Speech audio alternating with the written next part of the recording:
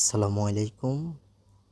আপনারা এখানে দেখতে পাচ্ছেন 98 নাম্বার কোয়েশ্চেনে বলা হয়েছে 15 মিটার লম্বা একটি স্কেলের এক প্রান্তে 10 কেজি ওজন বাঁধা হয়েছে।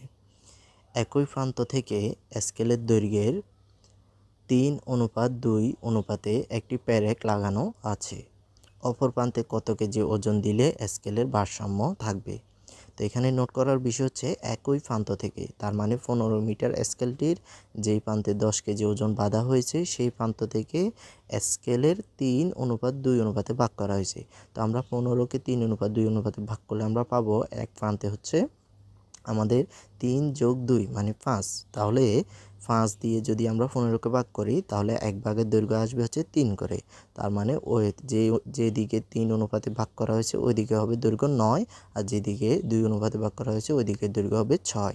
তো আমরা 9 আর সূত্রটা হবে এরকম যে 10 কেজি যেদিকে আছে তার সাথে তার দিক থেকে মধ্যবিন্দুর দূরত্ব। তাহলে আমাদের 10 কেজির সাথে মধ্যবিন্দু হচ্ছে আমাদের প্যারেক যেখানে লাগানো আছে ওইটার দূরত্ব হচ্ছে 9, এইমাত্র বের করলাম। তাহলে 10 × 9 মানে 90। আর ওই পাশে হচ্ছে ওইদিকে যে ওজনটা দিতে হবে তার সাথে মধ্যবিন্দুর দূরত্ব এখানে হচ্ছে 6, আর আমরা ধরে নিচ্ছি এখানে হচ্ছে আমাদের এক্স পরিমাণ ওজন দিতে হবে।